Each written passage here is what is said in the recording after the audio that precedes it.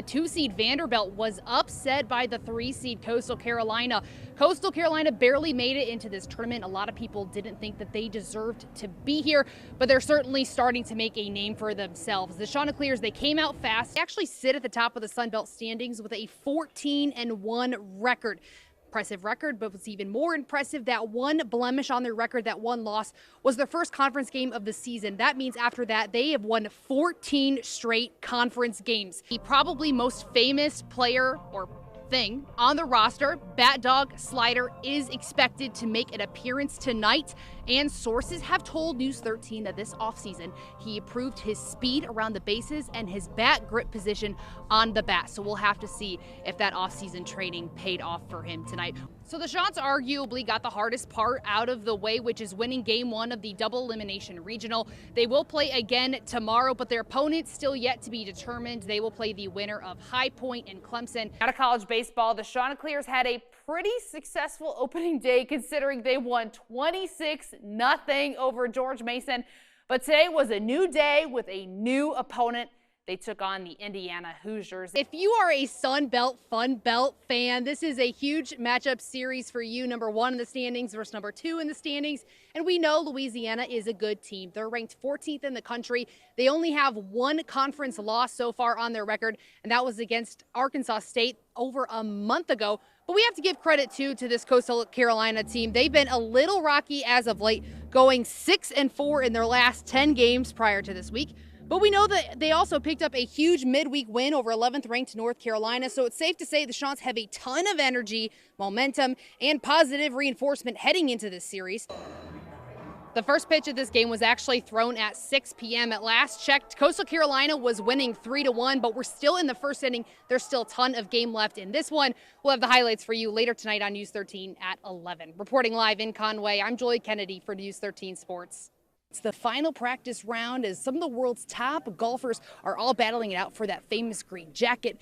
One of the guys looking to take the green jacket back off property again is reigning Masters champ Jon Rahm. Shambo, Ryan Fox, and Byung Hung all got off to hot starts. On their first 3 holes, all 3 of them made birdies. Now that's the first time 3 or more players have done that in the first round at the Masters tournament. If I'm in the lead at the Masters and my child's being born, I would be the one in the hospital. Yeah, but if it was in that situation, I would not be happy. Yeah, I agree. As a competitor, I get it. a competitor, it's kind of hard I to would time be. that. Yeah, you can't really time it, but I would be a little annoyed. A couple weeks ago, Dawn Staley said that her offense wavers having good to great games, but she can always count on her defense to show up in games. South Carolina forced 17 turnovers in this game, and she's hoping that her team can carry that elite defense with them through the rest of the tournament, and they're going to need it when they face the 8 seed. Going back to South Carolina, what's crazy to think, they lost all their 5 starters from last year to the WNBA draft. So they started this season with no starters. All these players came off the bench. So a lot of people thought that this was going to be a rebuilding year for them. But, 38-0. Couldn't have done any better. We're starting off with ULM's head coach, Missy Bilderbeck. She talked to us about how she purposely played a tough preseason schedule, and she's hoping that experience is going to help pay off for them in conference play. On the other side, CCU's head coach, Kevin Pedersen, told us that conference play is the bar that you measure your team at, so we're going to see about how good they are today. And victorious right here in Columbia, but they had to do it without their top scorer, Camila Cardoso, and without Bree Hall. But even with those missing pieces of the starting 5, they still were able to get the job done. We actually talked to Tim Beck about it last week, and I even asked a question to him today asking, hey, are your players are kind of missing out on the whole bowl game experience of traveling, trying new things, going to different places? Are they okay with that? And Tim Beck said absolutely yes. They're excited to get one more game back on the surf turf. Shane Beamer was talking about how his team hasn't been getting the credit that they want because they're not ranked.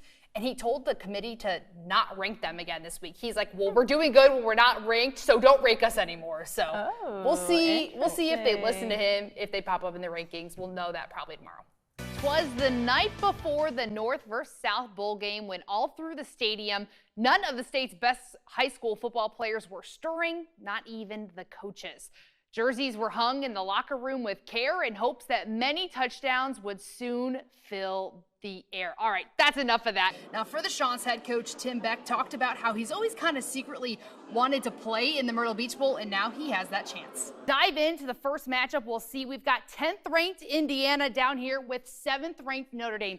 Now, this matchup is probably the one that I'm most looking forward to. I think these two teams match up really well together. It's a great in-state rivalry that should bring a ton of eyes.